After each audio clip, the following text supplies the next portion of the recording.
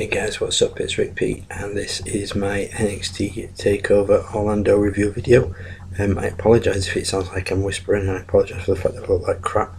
I got the start time wrong. I thought it started at 1 AM over here, and it must have started at midnight.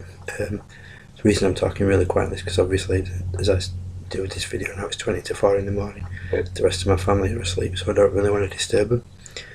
So without further ado, I'm going to fly through this video so then I can go and get some sleep, ready for WrestleMania tomorrow night.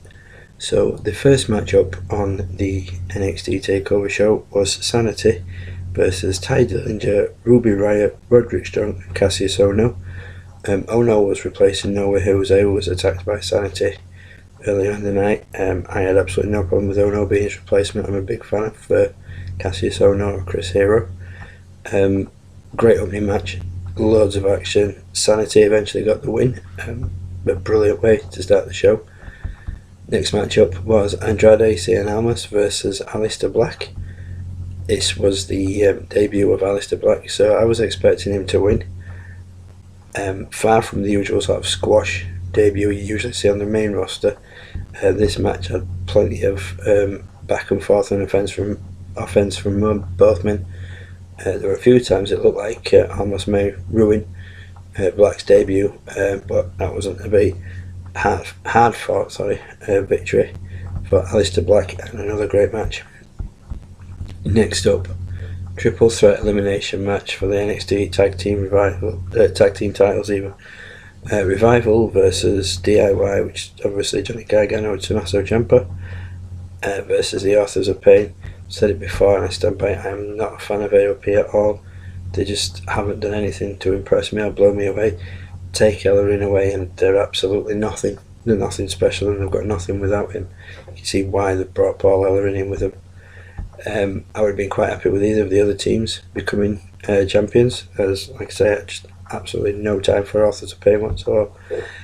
New NXT tag titles were unveiled, as was announced on, I believe it was Twitter, by William Regal, and they are gorgeous. I cannot wait for the replica to come out of this belt. It's absolutely beautiful, and the bonus is that there's no sort of opposing paint job to it. There's no black on one side, gold on the other, and then swap around to gold and black. So obviously if you wanted to buy two of them, you could do. Right, yeah, so where were you? Sorry, I digress. And the match started off basically with the DIY and Revival sort of teaming up together to try and take out AOP.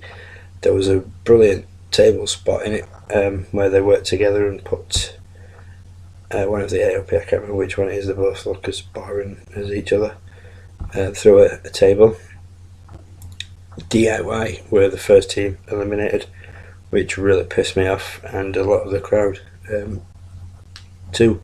By the sounds of things, there were bullshit chants, which made it really clear how the fans felt about it. Crap ending. Basically, Authors of Pain, after being battered by all four men, somehow managed to retain, much to the displeasure of about 95% of the crowd there, probably plenty more people sat at home, and obviously myself. The crowd made it clear throughout the match that AOP aren't very popular, including a chant which was simple but to the point of no one likes you.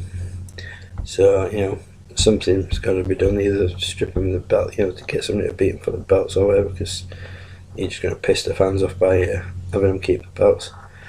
Next up was Ember Moon versus Asuka for the women's title. I was looking forward to this match. I like both women in the match. I was pulling slightly more for Asuka though, I must be honest. New women's title was unveiled. I like it, but I'm not sure if I like it more than the original. Really good match, plenty of back and forth, but Asuka eventually retained. There was a little bit of a dodgy ending to it. It looked like Ember Moon was going to go for the Eclipse from the top rope. So Asuka threw the referee into the ropes, which made Ember lose her balance, and then from there Asuka managed to get the momentum in, kicked at the head, and retained the title. They showed a segment in the crowd earlier on where it showed Edge and Beth Phoenix, which is, that's fine, that's fair enough, they're both retired, that's irrelevant.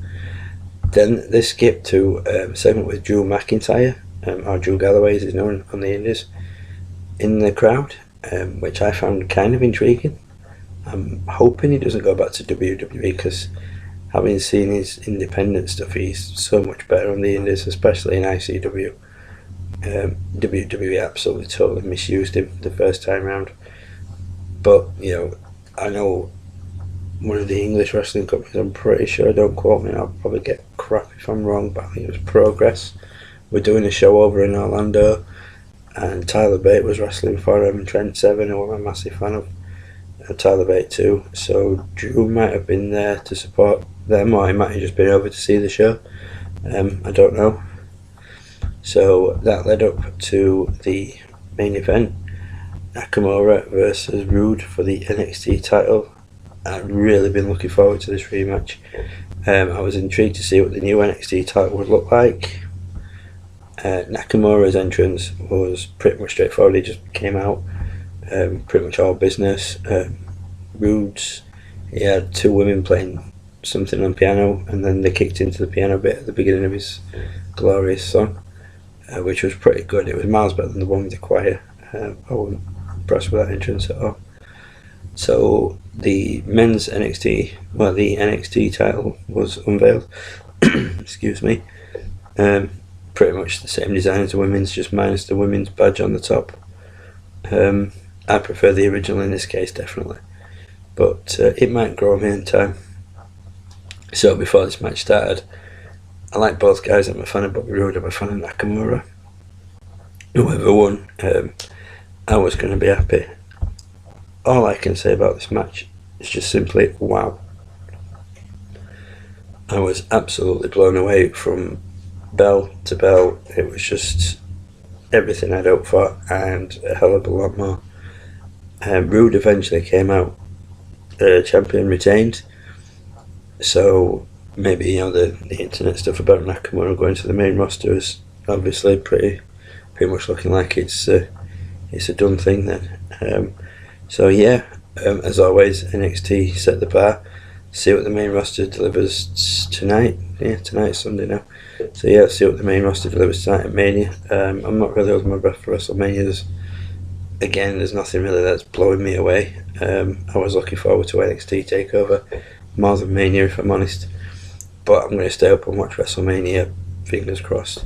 And like I said, I might have the kids and my girlfriend watching it with me, so I'll have to wait and see. I'm trying to practice run tonight, and the little lad was sparked out by 11. The little girl was about 10-15 minutes behind him, so I don't think they'll be staying up for Mania, to be honest.